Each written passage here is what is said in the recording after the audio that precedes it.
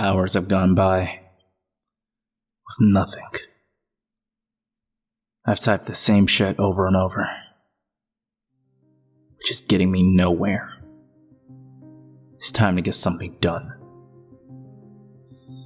Smith. Before I go further with this, I want to establish how much I hate you. Although, in a sense, I'm proud of you. This trap is rather elaborate. It even uses my own idea against me. You've thought around every corner to ensure my suicidal demise in the end, and for that, I commend you. How long you'll go on is lost to me. I'm not sure how, but perhaps this log will be recovered. And maybe someone else will want to dent your face in. You may have gone years without being caught, but you won't continue much longer. Not like this. I'll try to make sure of it. Now, with my personal message out of the way, I'm not sure where to begin. I have what feels to be all the time in the world, yet that's not something I could be sure of. For some time, I've been oblivious to the loss of blood from my wrist. It wasn't apparent until the pain began to set in. But it's been slow. I'm hoping I can at least keep alive until this is finished, wherever it may be going. So, I apologize for any blatant missteps of words or cuts in audio. A perfect recording isn't my highest objective at the moment. I'll start by talking about him, I suppose. Smith. We worked for a time, but we never shared a friendship. Our relationship was strictly business. We never met outside of work and left most of our personal lives undisclosed. Knowing of his past could have surely prevented this. At least, this outcome. I worked at Massachusetts General Hospital, by the way. My occupation is a general researcher. But I had a bit of a side interest, which Smith apparently shared. As I delved into the medical research field, I began a fascination with technological enhancements. It was more of a fantasy to me, a strange world that I dreamed of and sketched throughout the day. For Smith, it was essential, to say the least. It was his pursuit. It was his obsession.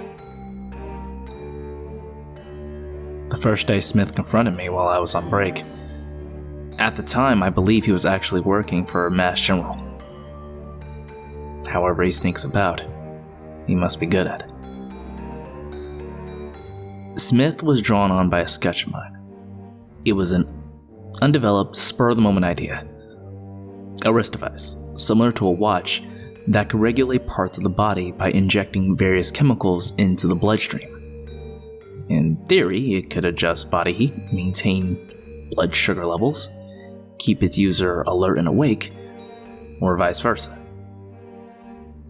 It was another fantasy to me, as I would never have the time nor the resources to construct such a piece. Smith, on the other hand, saw potential in it. Him and I chatted for a while about our similar views on the concept. It's hard for me to say this now, but at the time, I found him to be quite an engaging man to speak with. His insights into this world of technology were beyond any that I ever heard. He's the only individual I've ever spoken to who looks at tech enhancements as a real use and possibility. From that day, we scheduled various dates in which we worked on the prototype device.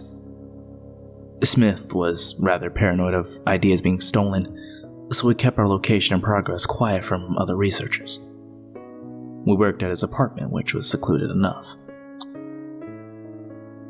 Throughout the project, Smith never stopped encouraging me. If encouraging would be an appropriate word. It appeared to be the only matter he focused on, annoyed that I didn't feel the same.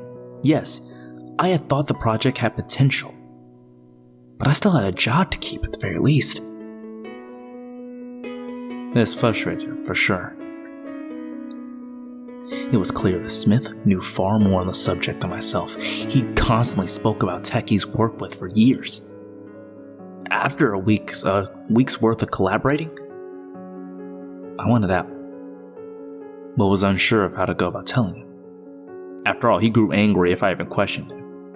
Abandoning him wouldn't be much more promising. God damn it. The pain's worse now for sure. Maybe the wound's worse than I thought. Alright, I'm running out of time.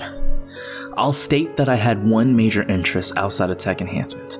Over the years, I had developed an interest for writing. When I came about it, when I think about it, my interest in the latter came from my writing, as the ideas started off as just story notes.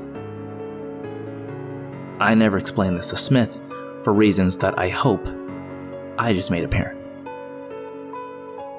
Naturally, the project up with Smith had taken up most, if not all of my time outside of work. Smith practically forced me to meet with him whenever I could. If I began to refuse, he would interrogate me, asking me about my life, what I could possibly be doing in place of our progress. I'll admit, he frightened me. I'm not sure exactly about him. What about him was unsettling, but he seemed capable of pushing to the end, meeting his goals at whatever cost. I'll leave out the time in between. Before I left the project, we made progress.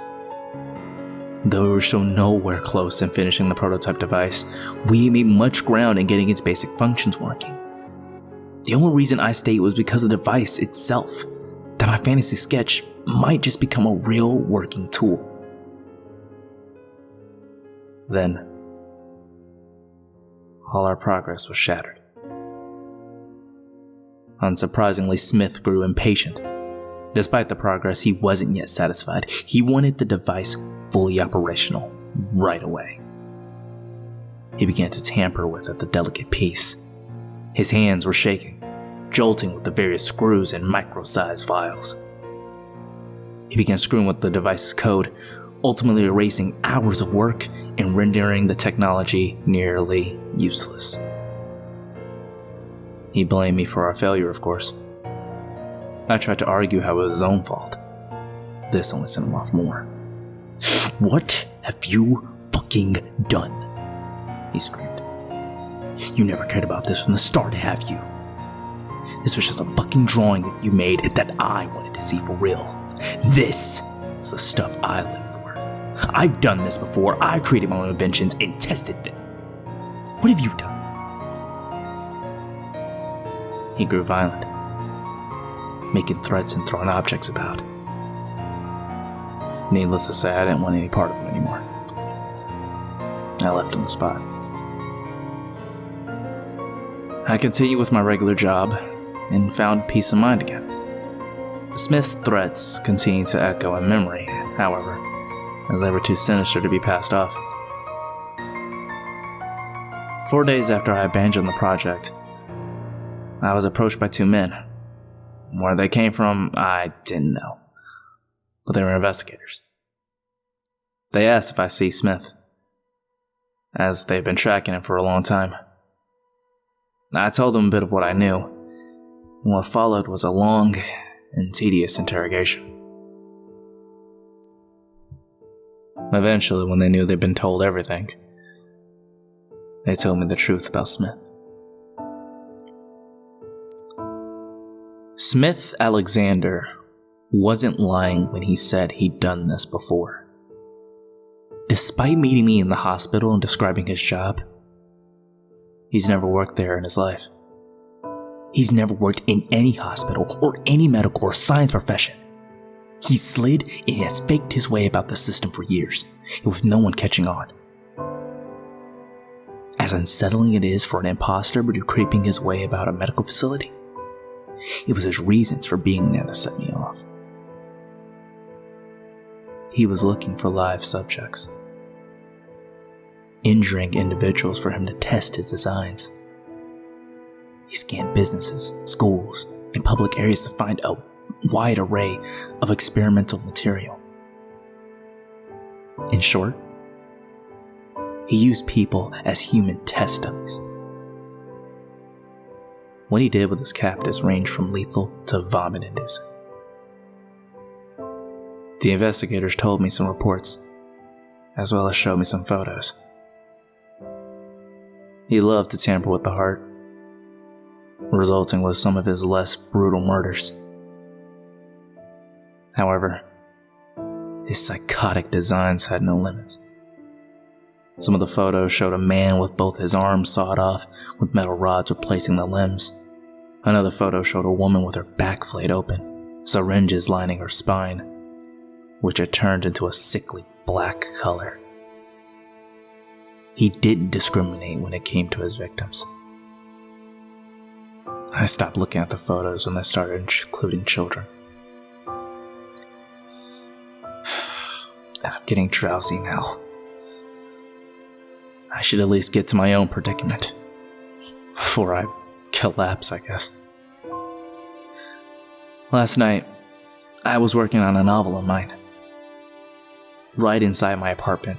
It was still unfinished, but I was closing on its conclusion. Despite the confidence, a lack of rest got the better of me, and I drifted into sleep right at the desk. Fuck. I just realized that I may have been knocked out by the water I was drinking at the desk.